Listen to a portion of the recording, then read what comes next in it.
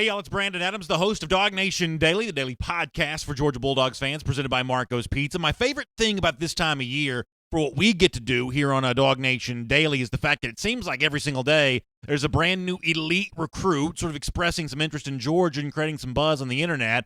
It's one of the great things about being a guy that gets to talk about a team that's sort of swimming in the deepest possible recruiting waters the way that UGA is. Today is another example of that. I'll tell you that off the top of the show here. We'll update what we talked about yesterday with Josh Belk's situation, the expected UGA visit today, Georgia baseball team playing while this show is going on, and we'll have Mitch Light, the managing editor of Athlon Sports, to explain why he thinks that Georgia could be a playoff team here once again in 2018. As you can tell, it's a busy show. DawgNation Daily, presented by Marco's Pizza, begins right now. From DawgNation.com, this is DawgNation Daily, the daily podcast for Georgia Bulldogs fans, presented by Marco's Pizza. Here's your host, Brandon Adams. I said yesterday, and the more I think about it, the more right that I really believe that I am, that the thing that people love about Kirby Smart, who are Georgia fans, is not just the fact that he has Georgia as the reigning SEC champion and he had Georgia in the college football playoff. That's a big deal, but that's not the main reason why Kirby Smart's popularity is off the chart with the UGA fans. I think the biggest thing here from a Georgia fan perspective is just the way that Kirby swings for the fences every time when it comes to these elite, very high 4-star and 5-star recruits. I mean, he just continually keeps Georgia in the conversation for the biggest names in the recruiting industry, and it's true during the spring and the summer months the same way it is in the build-up towards National Signing Day. I mean, springs and summers are fun with Kirby Smart as Georgia coach because there is always something to talk about, and there's always a conversation happening around the Georgia program. Have you seen the latest here? Go to virtually any of the websites that talk about UGA football recruiting. You'll see a lot of buzz about 5-star linebacker Nicole B Dean. At one point in time, maybe more of a lean towards Alabama. At one point in time, maybe more of a guy in the mix for other programs. But there is some buzz, there is some chatter, there's some rumor and innuendo that maybe the 5-star linebacker Nicole B Dean slides in as a member of the Georgia 2019 class. And obviously the assumption here is he'd slide into the spot that was once thought to be maybe occupied by 5-star linebacker Owen Popo. It's the biggest response possible to a recruiting loss for Georgia when Popo chose Auburn, but it's the kind of thing that just, as I said, it energizes Georgia fans around the energy that Kirby Smart has brought to the Georgia program. And you may be wondering, what is all of this about? How is it that there is so much chatter, so much conjecture, which is probably a bigger word than I need to be using, about the possibility of Georgia and Dean, and maybe Dean trending Georgia's way? I guess the best example that I can kind of come up with as to why, maybe the best explanation as to why, goes to what Nicole B Dean's mom recently told Jeff Sintel from DawgNation. You know, Jeff's my buddy, and obviously I like his stuff here at DawgNation, but the quotes that he gets from Nicole B Dean's mom, one of the reasons why you just got to be reading the Sintel Intel each and every day. Let me show you these as maybe the sort of the genesis point for the online chatter here about Georgia and a 5-star linebacker like Nicole B Dean. What Mrs. Dean says is, it's the realness right now of the coaches at Georgia that outshine some of the other schools. Some schools are kind of pushy. Some schools don't push enough. They have just the right mixture at Georgia. How much do you love hearing that, by the way? Dean's mom goes on to say, they push, but not too much. Their care and concern just go above and beyond. Listen to this. I mean, for a coach that just came to Georgia that a lot of people don't necessarily know all that much about, you love hearing this. I have mad respect for his recruiting coach, Dan Lanning at Georgia. What she means by that is that Lanning's taking the lead role in recruiting Nicole B Dean. He's already pulled the family in and made us feel like a part of the Georgia family already. That's Coach Lanning. That's Coach Mel Tucker, Coach Glenn Schumann, even Coach Kirby Smart. They're making us feel like we have a true place there at Georgia. That's Nicole B Dean's mother, Nicole Dean. It's quoted by Jeff Sintel at DawgNation. Now, you got to go read the Sintel Intel because she has a lot more quotes than that. Some of them very, very interesting about just how deep the tie is between these Georgia coaches, Dan Lanning primarily, and Nicole B Dean here, who's arguably the top inside linebacker in the entire country. And for those of you that listen to our show every day, for those of you that read Jeff's Sintel Intel every day, for those of you that follow these kinds of stories every day, as I said before, you kind of know the backstory here on this. That this is a bold, big response to, Georgia kind of, initially not getting 5-star linebacker Owen Popo. Now, I've been clear that I think when it's all said and done, much like Nolan Smith has said, that maybe Popo still ends up as a part of this Georgia class. But for now, Georgia sort of looks like the girl that got broken up with and lost 15 pounds and got a new haircut. All of a sudden, she's traveling in pretty nice circles these days, and Georgia with Nakobe Dean kind of seems to be doing the same thing. But to give you a little bit more context about kind of all of this, speaking of Jeff Sentell, Nakobe Dean is a guy that we've talked about here on DawgNation Daily, presented by Marco's Pizza, a couple of times. And, in the initial aftermath of the Owen Popo decision to go to Auburn, Dean was sort of that next name that a lot of Georgia fans turned to. And what Jeff said is that, this recruitment sort of fits into the bigger picture of the entirety of the 2019 class, a class that might be a little bit smaller than Georgia's class was a year ago, and maybe even smaller than some of its SEC rivals here, that some of this may kind of come down to some numbers here. Here's a little bit of an explanation from a couple of weeks ago from Jeff about the number situation and Georgia pursuing another inside linebacker. Big picture there is I think Georgia will be limited in the amount of scholarships they have for 2019. A school like Alabama is probably going to sign 27, 26 guys. I think Georgia will probably only be able to sign 20, 21, 22, 23, somewhere in that range. And why I range it that way is going to be dependent on a lot of juniors, third-year juniors for Georgia, being able to declare early for the draft and create spots in the class. Because if you look, Georgia only has 16 seniors, and that's including the incoming graduate transfer, Jay Hayes, for this class. So how many of those guys have good fortune in 2018 might lead to that class getting bigger and bigger and bigger? So that's Jeff Sentell saying, this is going to come down to the numbers here. Georgia's already got commits from a couple of 2019 recruits with Tresman Marshall and with J.D. Bertrand. And, maybe there's room for another, maybe there's not. But obviously with a player like Nakobe Dean's caliber, that's the kind of guy you usually tend to find some way to make some room for. And Jeff certainly acknowledged that as well. Here's more from Jeff. The small view is maybe Owen Popo's decision means Georgia, maybe they don't target a third inside linebacker in 2019. Maybe they stick with the two good ones they have there in Tresman Marshall and J.D. Bertrand. Of course, guys like Nakobe Dean are the guys no program in their right mind will turn down, especially at this stage of their recruiting and evaluation. Maybe Georgia taking three inside linebackers is a must. Maybe it's not. They'll learn the answers to those questions by what players really pop in the 2018 season. I think what he means when he says that, popping in the season, meaning, the evaluation from Georgia really goes up. I think, though, if Jeff were sitting beside us right now, what he might say is what's actually popped here is the Nakobe Dean interest because of what his mom said to a Jeff at DawgNation and maybe some other factors here. All of a sudden, this is maybe growing at a faster rate than could have been predicted a couple of weeks ago in the aftermath of the Owen Popo decision. In fact, Jeff Sentell speaking once again here on his Wednesday night broadcast presented by Kroger that many of you watch every Wednesday because you should. Jeff Sentell addressed the Nakobe Dean situation once again, and obviously there is some growing momentum for Georgia here, as acknowledged by Jeff. I would just say Georgia's in a good spot to a great spot with Nakobe Dean. If you look in tonight's intel when it publishes, I don't think Stanford is as big a contender for Nakobe Dean as maybe some reports out there would indicate. Now, he does have a 4.7 GPA, and he hasn't made a B since middle school. I believe he scored a 27 on his ACT, but right now just can't line up an official visit or some time to get out there to truly consider Stanford. Georgia is actually about a 6-hour drive from his home in Horn Lakes, Mississippi. Really nice family there, really good structure there in his family. There's a neat little story in tonight's intel that talks about how Georgia has really connected through the efforts of first-year outside linebackers coach Dan Lanning. Coach Lanning has done a wonderful job there in that recruitment so far.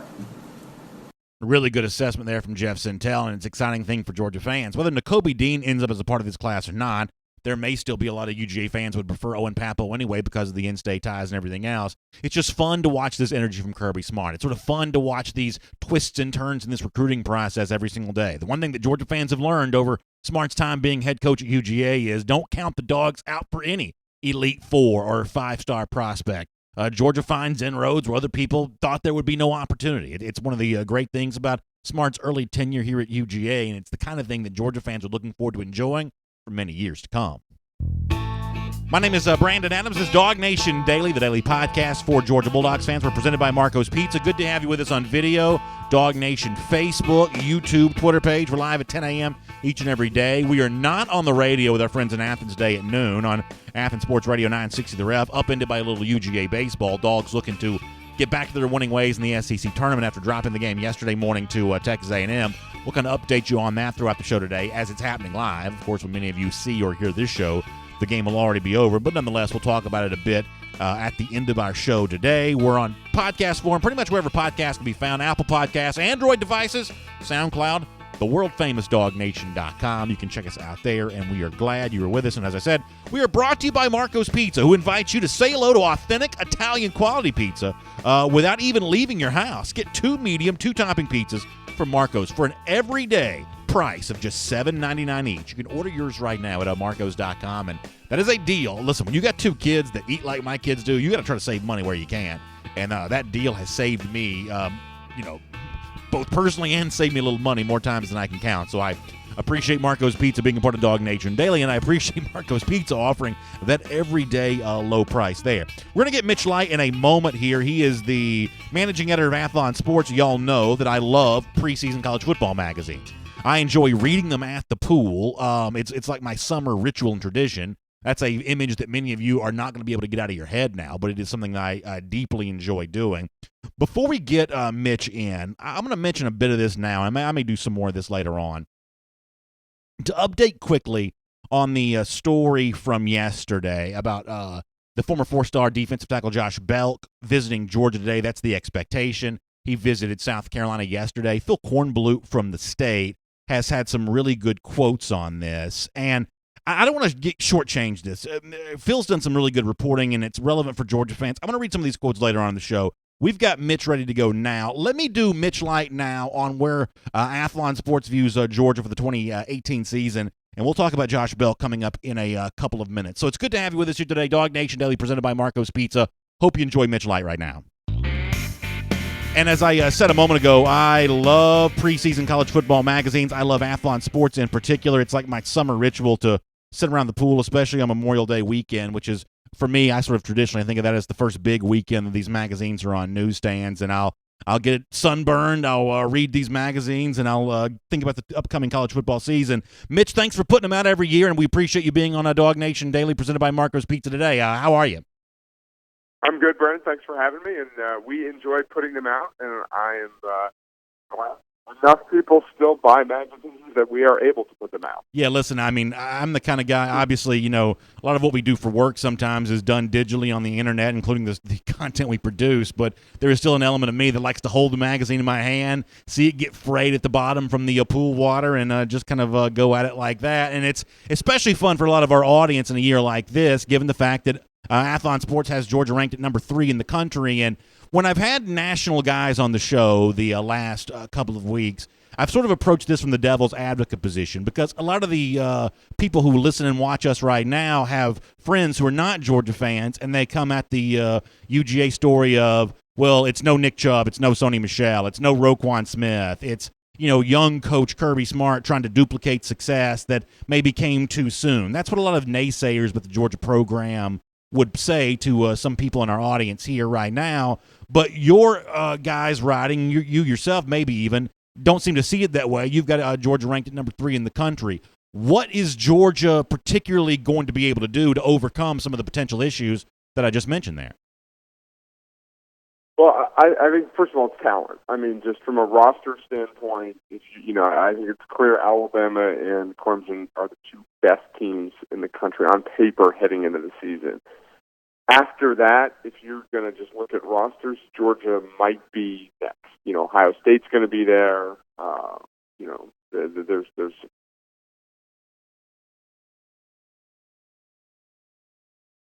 all playoff teams. And then actually, even though we have Georgia 3rd, Ohio State was our next pick, because we picked them to win the Big Ten East. We figured we were sold on them as a playoff team. So again, even though we have Georgia 3rd, they were the 4th team that we picked for our playoff participant. And the playoffs, 5 years old now, and This was by far the most time we spent settling on the last playoff team.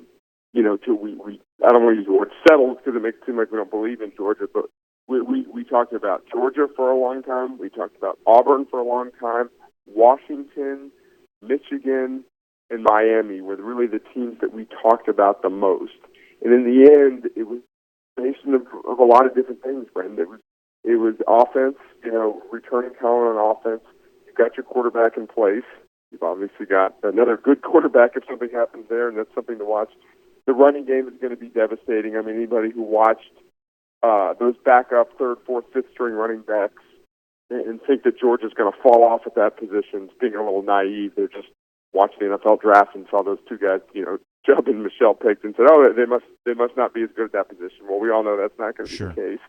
And I think the coaching staff, I don't want to say proved a lot, but maybe that is the right word. Kirby comes in first year and they were average. They were an average team, and so people like us that looked at it last year at this time questioned.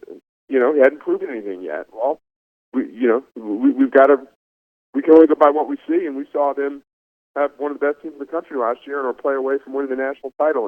And we do those anonymous scouting reports in our magazine. We talk to assistant coaches around the league, and here's something that stood out about Georgia. This is another SEC coach. I don't know that I've ever seen a team make the strides from one year to the next that Georgia made last year, and I don't think that was a fluke by any stretch. So that about sums it up right there. Well, yeah, it really does. That's a pretty fascinating quote. It's one of the reasons why I would encourage people to check out the Athlon Sports College Football Preview. In a moment, Mitch will tell you how you can find that, either on a newsstand near you or if you want to reach out and order it digitally, Mitch will explain how to do that.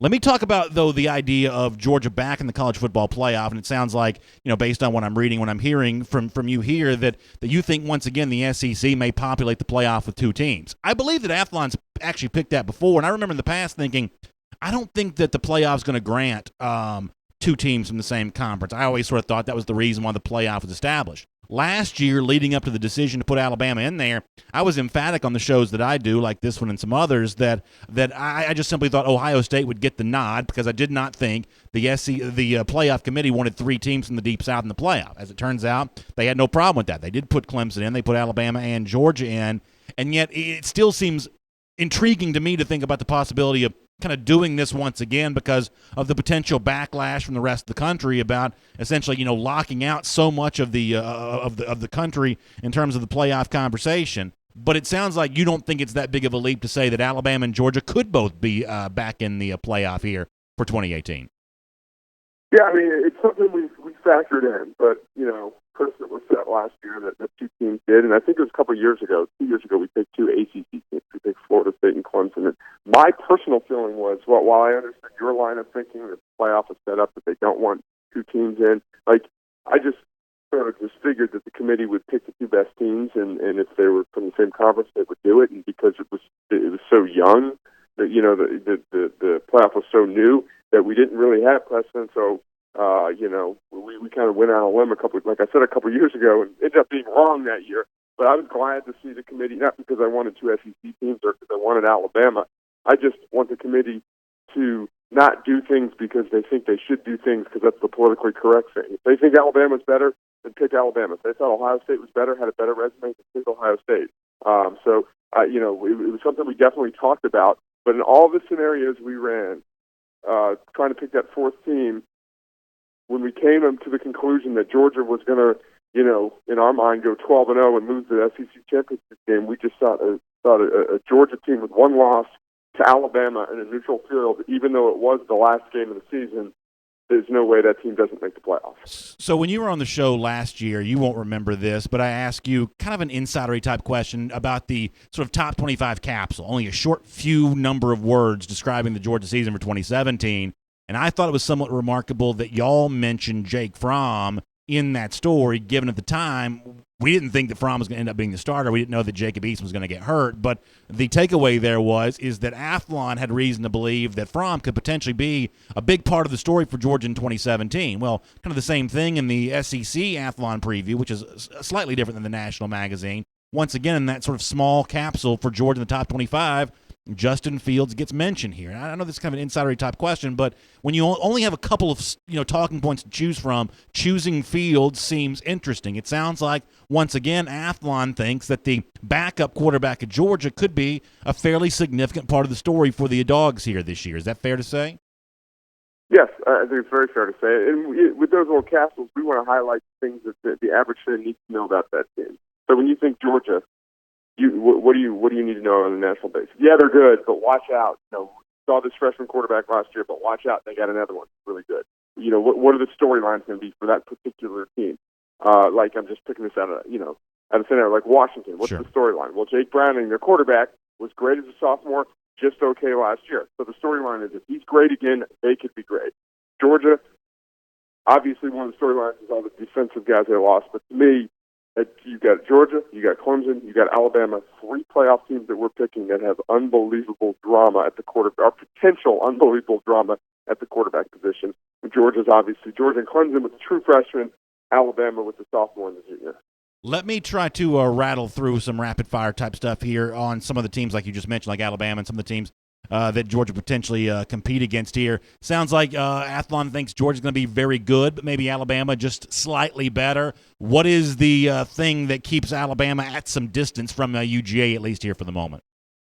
Yeah, not a lot of distance, though, and if you saw the playoff game, I'm guessing that you watched the game last year. So if you saw the playoff game, it's a play or two away. And, I think the thing that separates them is probably just, a little bit more known commodities on defense. Alabama, too, is losing a lot of guys, but they seem to have more guys that have played some. I'm just, with these teams that are so good, I often say, when we're picking at teams 15, 16, 17, we're talking about what they do well. When you're looking at teams 1 through 4 or 5, you're trying to pick holes in them, like what don't they do well? And it's difficult to find them with teams like Alabama and Georgia. So I just think a little more proven track record, maybe, great. The offense at Alabama is going to be great. I think the young receivers are fantastic. So really not much difference between the two teams, honestly. You guys have Auburn at number 7. I don't necessarily think that's an incorrect opinion. I think that Auburn can be pretty good this year too, but I'm pretty sure that's going to end up being higher than almost any other preseason publication, print or online. I think most publications will probably have Auburn ranked a little lower than that. What do you like about Auburn that some of your brethren in the media world probably don't? Well, the defending SEC West champs, they were really, really good last year. I think Jarrett Stidham's going to be better as a junior in his second year in that system. I think one thing that's really helped Auburn in recent years is they've just kind of upgraded their recruiting on the defensive line. Their defensive front's been really, really good. Kevin Still's done a great job there as a coordinator. So the defense will be really good. They have a huge non-conference game against Washington to open up the season. We're kind of projecting them to beat Washington. So if they do that, that kind of vaults them into top 10, top 5 range right there.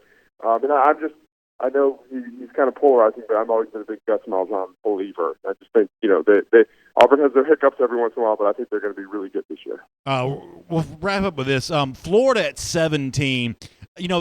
For me, I read what you guys wrote, and it's hard to dispute that, look, C.C. Jefferson's still a very good player. The secondary is probably still pretty good. If Van Jefferson's eligible, that's a pretty good playmaker to go along with Tyreek Cleveland, the wide receiver. But for me personally, I can't get over the fact that it certainly seems coming off the spring that Florida's just not going to be very good at quarterback. And doesn't that have the potential to negate some of the other positives that your writers point out here? We'll see. I know that's kind of a cop-out. This pick was about Dan Mullen. We're big, kind of as a staff, we're big Dan Mullen believers and think he's going to have an immediate impact there. Like you mentioned, they've got some playmakers. Jordan Scarlett's coming back off of suspension. He had a really good spring. You mentioned the secondary; they've got good cornerbacks. We're not buying South Carolina as much as some people. So then when you say, okay, we like Florida more than South Carolina, and I know a bunch of teams could finish at 4-4, 5-3 in the East, but the way we kind of looked at it is we think Florida can separate itself from that middle pack and emerges. I don't want to say serious challenger to Georgia, but the team that threatens Georgia maybe the most. We know weird things happen in Jacksonville there. So if you're asking me some teams that we may be going on a limb on this year, Brandon, Florida is definitely one of those. We just it's sort of a gut feeling about Dan Mullen and this team that we think they can be quite a bit better. But, you step back and say how things have changed at Florida. When I'm defending a pick that we think Florida's going to go 8-4 and 5-3 in the SEC, when I think when people are saying that's too optimistic, it kind of tells you how things have changed. Yeah, no, there's no doubt about that. It's a great read. The Athlon College Football Preview magazines, I enjoy them every single year. And for Mitch, for people who want to find them, what is the best way for them to find the magazines, for them to find you personally online? We can buy the magazines hopefully everywhere in newsstands. Bookstores, newsstands, they're out. You got a Georgia cover. If you are, I would imagine 99.7% of the people listening to this are big Georgia fans. But if for some reason you're not, you're doing some covert operation and you're an Alabama fan or a Florida fan, you can go to our website at athlonsports.com /store and get all of our different covers. Every SEC team has a cover. So you can do all that. Find me at Twitter at AthlonMitch. And that's about it. So we're just kind of did the magazine, sitting back and waiting for everyone to tell us how dumb we are now. We will look forward to checking it out, and I'm certain we'll be a part of some of those debates. Mitch, thanks for your time, and we'll look forward to talking to you soon. All right, thanks for having me on. Take care. Let's take a look around the rest of the league. This is SEC Through. Good stuff from Mitch Light. I do enjoy, this time of year. I like the preseason magazines. I like, the debate. I like saying, this guy on this publication thinks this team's going to be, whatever they're going to be, top 25 or, whatever. And I like debating that kind of stuff. I've always enjoyed that. It's a part of the conversation that defines the sport. And I think college football for me has kind of always been that sport that's really powered by the 12-month conversation that we all have about it, the debate. People have always said the thing that makes college football great is the debate, even if the debate's sometimes maddening about 5 good teams for 4 playoff spots, or back in the BCS era, maybe even more maddening than that. The debate itself is what makes the sport good. And I don't know that the debate's the only thing that makes college football good, but the debate is itself really good, and it's probably a pastime of its own. It's one of the reasons why we enjoy doing what we're doing here, and it's good to have Mitch Light from Athlon Sports as a part of that. By the way, thinking of Memorial Day weekend, think about Kroger, who invites you to get ready, set, and grill. You can stock up on everything you need for your Memorial Day barbecues or cookouts at your local Atlanta Kroger. You can save on chicken, corn, ribs, everything you need to make. S'mores this week also. You can save on special BOGO items as well. That's all at your local Kroger, getting you ready for the really fun Memorial Day weekend. I am going to do the Josh Belk stuff as promised in a moment, because there has been some good reporting on this expected visit to Georgia. I've also got a Dog Day Q&A for you coming up in a moment where we'll take a lot of your comments. Let me do a couple of quick SEC through stories before we get there. Jeremy Pruitt's doing his Big Orange Caravan. Kirby Smart's speaking engagements this offseason pretty limited. A coach of his stature, that may be what you'd expect. Jeremy Pruitt, a little bit more of a need to be a salesman here. I think he's gone just about anywhere that'll have him. And, the subject comes up of Keller Christ. He's been quoted by some of the online publications as pretty hopeful for what Chris might bring to the table. And the more I think about it, the more I kind of come back to, and if Tennessee is going to avoid the cellar, if they're going to avoid just an embarrassing season and avoid the, just the horrible stench that Butch Jones left from that program, Keller Christ, the incoming transfer quarterback from Stanford, he may be about the only hope. He may be really about the only thing that that Tennessee has going for it to sort of keep that from happening. And so it's kind of interesting to hear Pruitt's positive spin on Chris, who's about to come in and compete with Jared Garantano and Will McBride for that starting quarterback job. We'll talk more about this later on today on SEC Country Live. Alabama has reached an agreement to play USC again. They played non-conference opener to start the season, 2 years ago? It was Florida State last year. It was USC the season before that. 2020, they're going to play again in Dallas there at the AT&T Stadium. And listen, I'm going to give Alabama credit here. They have really been aggressive in their scheduling lately. They've been able to announce just within the last couple of weeks, home and home with Notre Dame, home and home with USC, or actually a neutral site game with USC, a home and home with Texas. Georgia has talked about playing Clemson, but has not really added any real big game, to the future non-conference schedule here during this offseason. This is one example of Alabama, I think, seeing the writing on the wall and saying, you got to be really aggressive with who you schedule, and I'll look forward to seeing Georgia kind of match some of this. Look, Georgia's in a tough spot in a couple years. Maybe it's even next year. I get my years confused. Playing, like Virginia in the Chick-fil-A Kickoff Classic. I love opening the season in Atlanta. I like being there in Mercedes-Benz Stadium. Like it better at the end of the year, but at the beginning of the year, it's not too bad either. But Virginia's not a big-time opponent. USC is. Georgia's got to keep pace with Alabama on some of this scheduling stuff. And speaking of scheduling, I thought it was interesting that CBS, in ranking its strength of schedule for the SEC, comes up with a very different list than what we had from our buddies at Athlon Sports the other day. Georgia also 13th on this list, but Tennessee at 12. They ranked much higher the other day from Athlon. South Carolina's down at 9. They were higher on the Athlon list.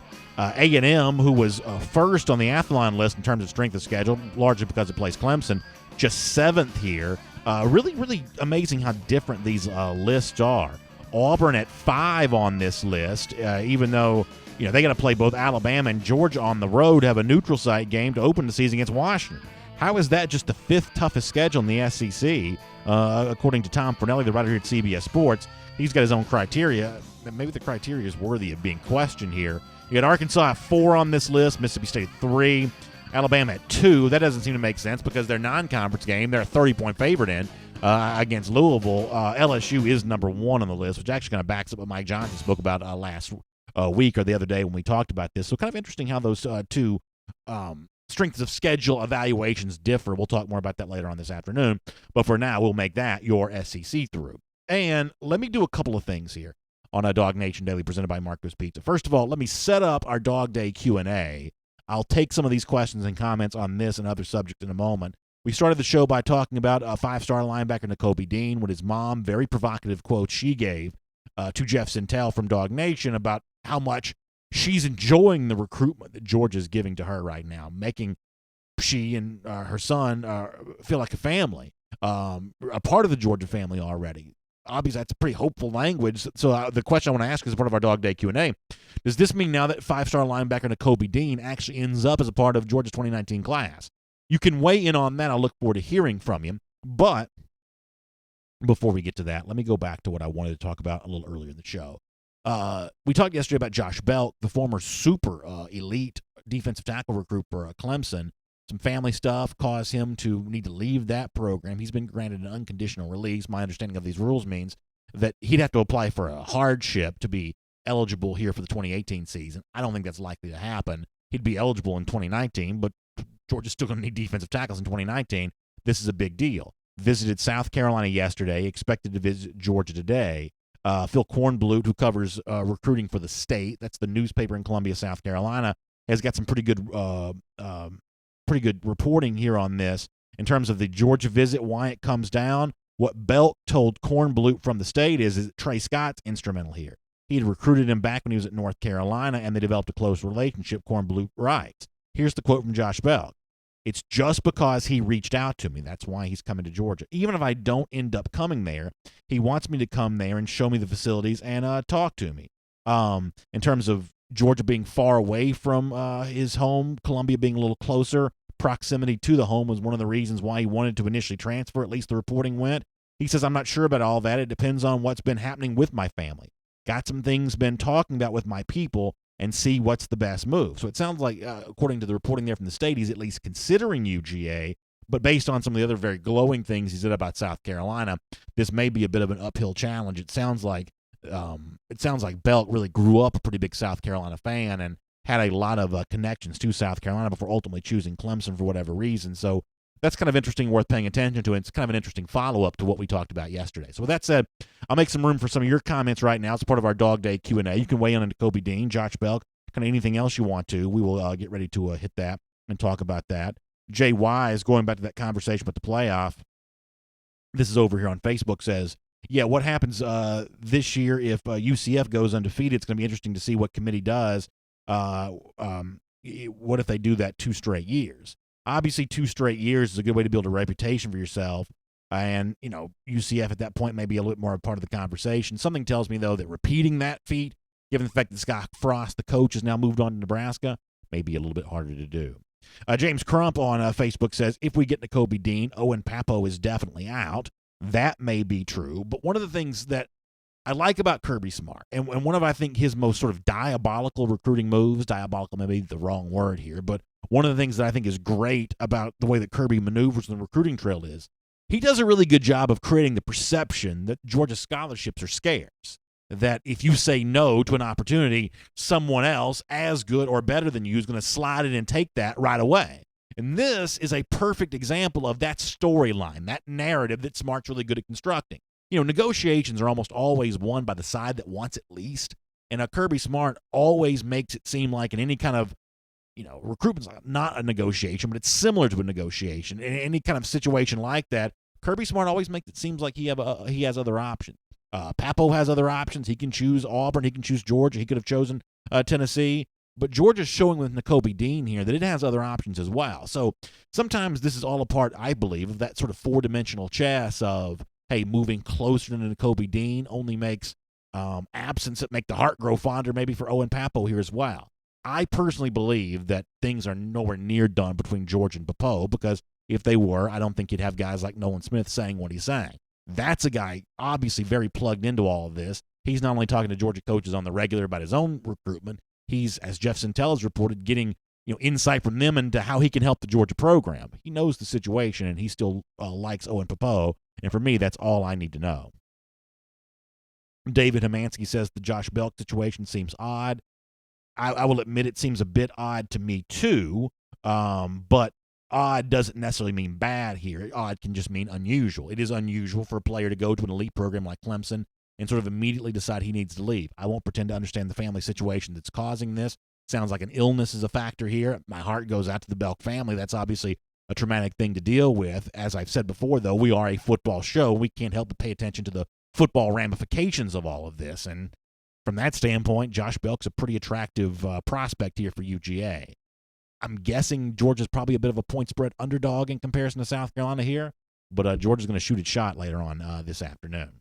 All right, we'll get more comments on video here in a moment, but for our podcast audience, let's get ready to wrap up for today, and let's do it the way we always do. 156 days from right now, Georgia back in Jacksonville as a part of the world's largest outdoor cocktail party against the Florida Gators. I'm trying to type and talk at the same time. That's never a good idea. Let me just concentrate on one thing for right now. 156 days from right now, Georgia wins that game, we think. It's our Gatorade Countdown here on DawgNation Daily, presented by Marco's Pizza. We do it every single day, and it's good to have you with us as a part of the Gatorade Countdown. I was trying to look to see, as we get ready to wrap up here, Georgia baseball is playing right now. Now, by the time any of you listen to this, you'll already know what happens in the Game 2 here for the Dogs in the SEC tournament. I'm trying to stay up on top of this here, though. Looks like Ole Miss is taking a 1-0 lead here, bottom of the first inning. So Diamond Dogs hope to get back to their winning ways. We'll see if they can do that, and we'll see you tomorrow right here on DawgNation Daily, presented by Marco's Pizza. And for those of you on video, we'll have time to knock out a whole bunch more comments. We've actually got a good bit of a window here to kind of get into some of this. You can sort of weigh in on kind of anything that you want to today. Let me go to YouTube here for a moment. Dapper Dan says Belk's family may be going to Atlanta.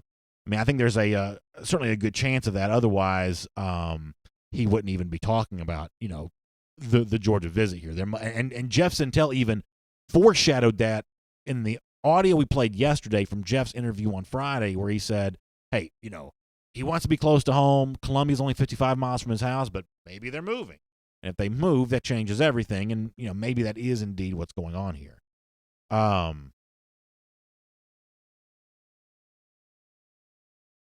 Kevin Blackmon on YouTube says, I'm going to go to Jacksonville this year to witness the devastation the Gators will have in person. Yeah, I love the idea of that. Enrique Murillo and the other Jason addressing some of the stuff that we talked about online yesterday. Look, I mean, I said, on Twitter what I, felt like I needed to say yesterday. I mean, obviously, I am incredibly excited about the future of everything that I hope to be bringing to all of you here as a part of DawgNation Daily, but incredibly sad for, the people that I'm not going to get to work with anymore. But they've all got bright futures, and many of these people, some of the people that you've never seen before, they're behind the scenes. And, what I can't wait to see over the course of the next few weeks, next few months, next few years, are all the great things that these people are going to create and these people are going to be a part of.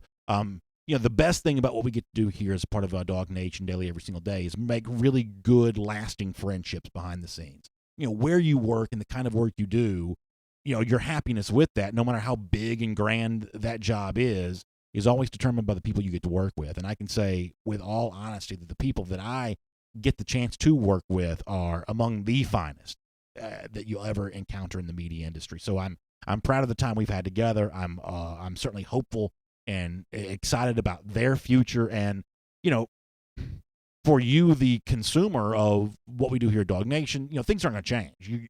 You'll never even really notice the difference in terms of, you know, what we deliver to you in terms of the content. SEC Country Live, I'm also excited about coming back and doing that again today. So I know there's a lot of, you know, stuff out there, but, you know, for the most part, your experience with what I do is not going to change.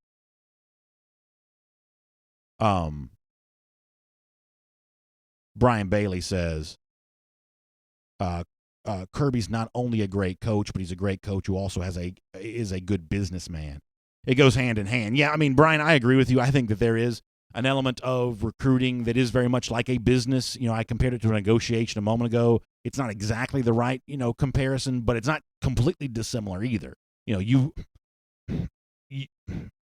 players like to make the programs know they've got other options, and I do think it's somewhat helpful when coaches can construct that same narrative. And when it comes to the inside linebacker position for 2019, I think Georgia's done a pretty good job of sort of letting all interested parties know that there are a lot of options there for a UGA. It's that kind of buzz that Kirby creates that just helps you recruit. You know, a lot of this is about sort of, you know, fake it till you make it in terms of building momentum. That's what Jeremy Pruitt's trying to do. At a certain point in time, you hope that momentum, you know, becomes real. And for Kirby Smart at Georgia, that's exactly what's happened.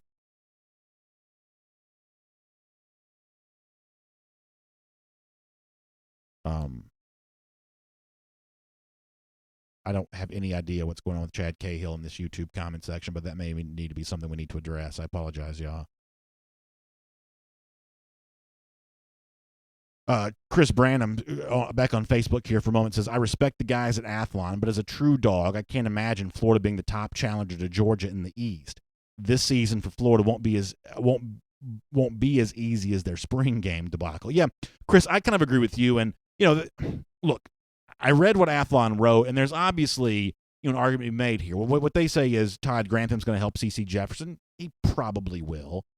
You know, all kidding aside about Grantham, in terms of his impact on a potential NFL player like Jefferson, you'll probably have some. The secondary probably is going to be good. Wilson and Henderson, you know, some of those guys, you know, they're probably about to become a lot more famous around the SEC here. That's also probably true as well. The offensive line may be okay. The wide receivers, if Van Jefferson's eligible, I believe he probably will. Pairing him with Tyree Cleveland, that's probably a pretty good group too. I don't know that they have a 1,000-yard rusher, with all due respect to Jordan Scarlett. He's never been one. And I'm pretty sure they don't have a quarterback, and that becomes a pretty significant issue. And, you know, media people like Dan Mullen, you know, there's this, at times this, you know, and I don't just mean, you know, Athlon Sports, I mean basically anybody that writes about media for a living. They like coaches who do more with less. There's a romanticism about that. If you're Dan Mullen at Mississippi State and you're avoiding the SEC West basement every single year, you know, media types like that story. They like romanticizing about that. There's an element of what Kirby's doing at Georgia and what Nick Saban's doing in Alabama that's just boring. They collect better players than everybody else, and they go out there and they bully people on the field. That's really a pretty narrow story. There's not a lot of extra context to that. It's just it's sort of brute force. And, you know, media likes the idea of a plucky underdog, you know, hanging around and doing more with less. Mullen became that at Mississippi State. I think that makes him popular with the media. And the assumption is, well, if he did a little bit of that at Mississippi State, he'll do a lot more of that at Florida. But at Florida, you're supposed to be like Georgia and Alabama. And the fact that Florida is the fact that Florida has the image of being a plucky underdog right now is, I think, one of the real, you know, condemnations of that program at the moment. Over here on Facebook, Marcus Simmons says Mullen should have never left Mississippi State. You know, if he had any hesitation at all about taking the job, and there's some evidence to suggest maybe he did, then maybe he shouldn't have taken the job because of all the pressure and all the kinds of things that maybe made them dissatisfied in Gainesville to begin with. Look, I mean, that's going to be intense here this year. You know, there is no first-year honeymoon for Mullen at Florida. And, you know, some coaches can handle that, some coaches can't. Kirby Smart got a lot of heat He's a Georgia alumnus, for goodness sakes, and he got a lot of heat after his first season at UGA, but Kirby's got thick skin. He can handle it. He also knew that he had some recruits in the bag, and so therefore he just sort of plowed right through and moved on. I mean, you got to take those arrows in that first season, and I wonder if Mullins gets the sort of outer armor that can allow him to do that. Matthew McGehee says, I saw an article saying that Florida's running game is going to be better than Georgia's. I was like, what universe is that even true? Yeah, I mean, look, I'm obviously preaching the choir, but the one thing that a lot of people outside the DawgNation bubble don't really realize when you evaluate the Georgia running game here for the season, forget for a moment that, Zamir White was the nation's number 1 running back. James Cook was the nation's number 3. Holyfield was a high 4-star, and DeAndre Swift was within an eyelash of being a 5-star running back himself. Forget all of that for a moment. Georgia's offensive line is going to be even better in 2018 than it was in 2017. The 2017 offensive line for Georgia was actually ahead of schedule. Lamont Gilliard was better than people realized. Ben Cleveland emerged by the end of the season in a way that people probably didn't think was possible given where he was during the spring and summer. Andrew Thomas was a true freshman at right tackle. At the time, no one knew that he was going to be as good as he turned out to be. I probably would have been critical of Isaiah Wynn starting at left tackle, thinking he's too small, that he's better suited to play guard. As it turns out, he was, good enough to earn a first-round pick. Now, he'll probably play guard in the NFL, but my understanding is that even the Patriots are going to give him a shot here at tackle. So the Georgia offensive line was actually ahead of schedule in 2017. In 2018, though, all of a sudden, these parts start to make a whole lot more sense. By now, Andrew Thomas is rock solid as the left tackle. He's going to be the preseason All-SEC first-team pick there. Isaiah Wilson's potentially a former 5-star sliding over at right tackle. You feel great about Gilliard, but he's got some competition. I think that Jamari Salyer is likely a day 1 starter at left guard, and you know what Jeff Sintel's told you about him. At right guard, Ben Cleveland's is big as a celestial body. He's going to block out the sun, especially teamed up with Isaiah Wilson. All of a sudden, all of that makes the Georgia running game that much better and that much more, of a formidable foe to deal with. But around the country, people are just not that plugged in when it comes to that storyline as of yet. James Crump kind of weighing in on that too when it comes to, if Cade Mays is your backup right tackle, that's an embarrassment of riches. And right now that's the situation. And as James said, Salyer doesn't get till the summer. And a lot of times, you may be worried about a guy coming in as a summer enrollee not being ready. But, I mean, go look at Andrew Thomas. He was a summer enrollee last year. Pace Academy, by the sort of, I guess it's a rule, they don't allow early enrollees because my understanding is you have to finish second semester to graduate there. You can't graduate early. They have a level of academic rigor that requires you to fully finish out your senior season there. So, that didn't hurt Andrew Thomas. He got elite coaching, and, he got great weight room work. He came in ready to go. He's mature. And it's not just a sort of a one-guy story, because look at Trey Blunt. I think Trey Blunt last year, and, y'all know here at DawgNation we love Trey. He's been a part of some of the shows we've done before. And, but that aside, I think Trey probably ended up playing more last year than some people would have thought. But he's just a mature kid. He's ready. I mean, look, I'd give anything if I had the kind of money to send my kid to Pace Academy, because it's pretty obvious that Pace Academy is turning out pretty impressive young men.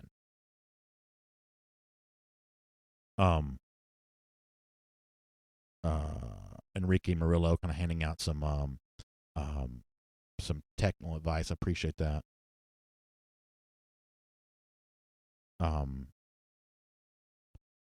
What else is going on YouTube right now? Let me see if I can scroll up and get a few more.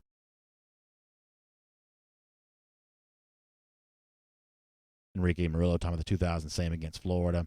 Yeah, listen, I have good memories of that.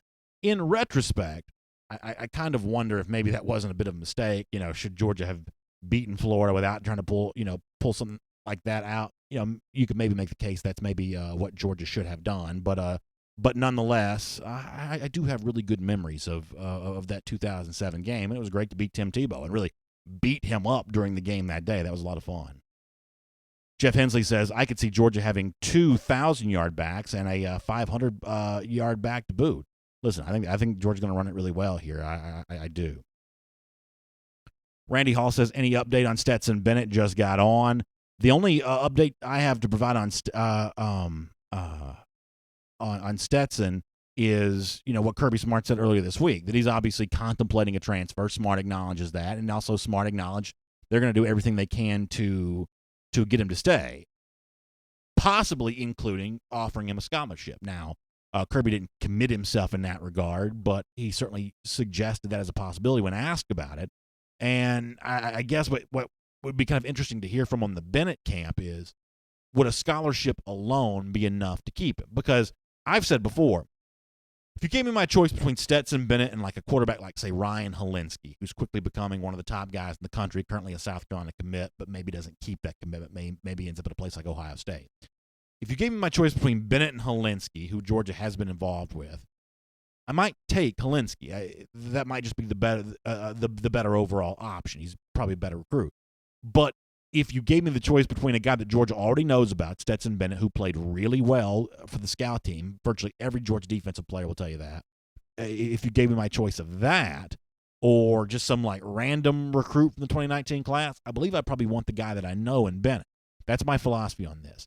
If I can get one of the better guys in this class, Helinski, then I might shake Stetson Bennett's hand and wish him well.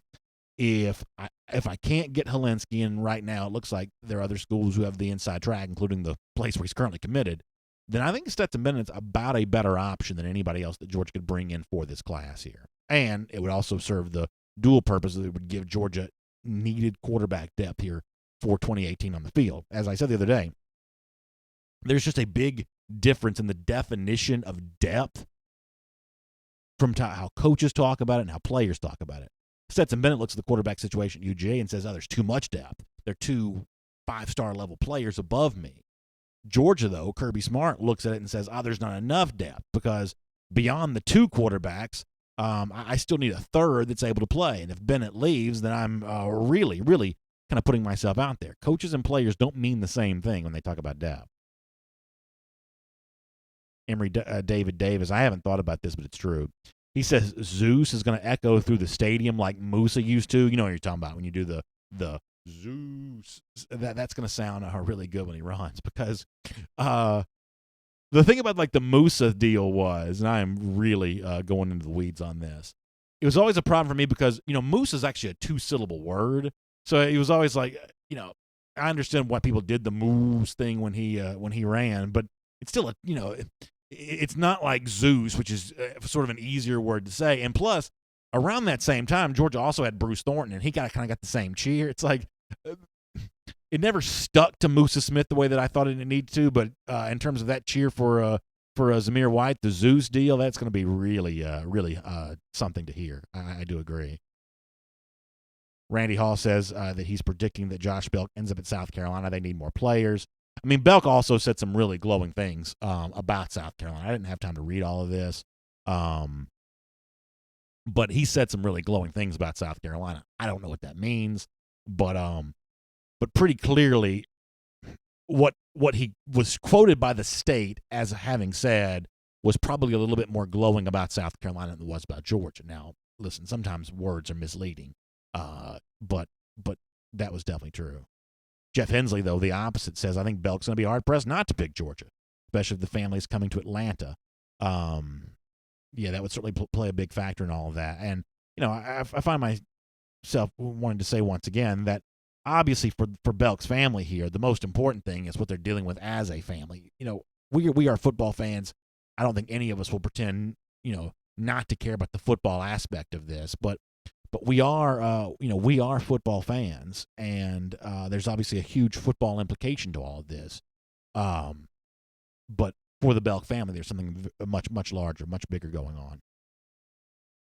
And Enrique Murillo, in comparing Kirby Smart to Mark Richt, says something that looks like some other folks are kind of agreeing with here as well, that Richt was a great man, and he was. He was also a very good coach.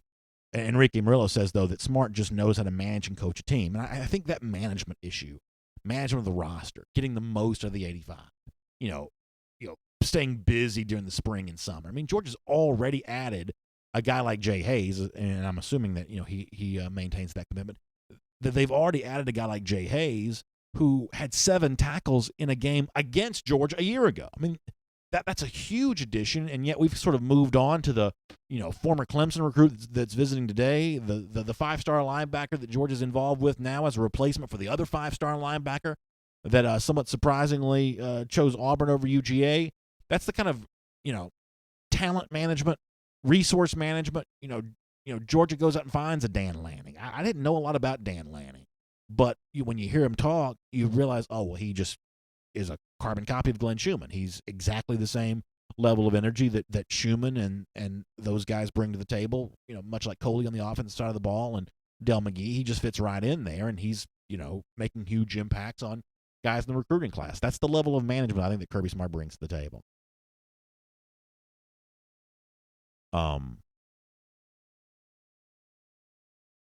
Miriam Martin Corbin, nice line here, says, all these young men need to do what's best for them in their situation. I wish them the best. Miriam, that's well said. Really appreciate that. Keith Finney reminds us that the Diamond Dogs trailing 1-0 to Ole Miss here in the top of the second. And, if Georgia were to lose today, and obviously there's still a lot of baseball left to go here, I guess the question I would find myself asking, and I ask this legitimately because, as y'all know, I'm not a college baseball expert. I've enjoyed following this team this year, but in general, college baseball is not something that I'm sort of an expert on. I'm probably a bit of a Georgia baseball bandwagon guy in that I seem to gravitate more towards Foley Field in the years in which Georgia's doing well. I guess I will admit that. There was some chatter from the SEC network that Georgia may have locked up a top 8 seed by taking 2 of 3 from Arkansas, who's very much a College World Series contender. That was the kind of, if you think about basketball, that was the kind of, resume win that really gives Georgia a big chance here to earn that seed. And obviously what that means for baseball is you get a chance to host a regional, and if you win that, you're also in a strong position to host a super regional as well. So does Georgia need the SEC baseball tournament to lock up that top 8 seed? I don't know. There was some chatter last weekend that maybe they'd already done enough. That's probably something worth watching here. Ole Miss is a really good team, by the way. So that's a tough matchup for Georgia today, but that'll be something to pay attention to whether Georgia's season extends or not. James Crump also helpful to remind us that the softball team, I think it starts tomorrow, super regional, hosting SEC rival Tennessee, and that's going to be fun, man. They're going to get a huge crowd out there for that. I know there were some people concerned about the Friday day game on that, but there's going to be a huge crowd at the is it Jack Turner Stadium? Is that the name of the softball complex there? Going to be a huge crowd for that. All right, we got to get ready to go. Thank you all so much for being a part of DawgNation Daily presented by Marco's Pizza here today. I really appreciate that. We got some fun stuff in store. Check out the podcast. It's coming up really soon. And then we'll be back tomorrow morning at 10 a.m. for another episode of DawgNation Daily Live presented by Marco's Pizza. Y'all have a great day.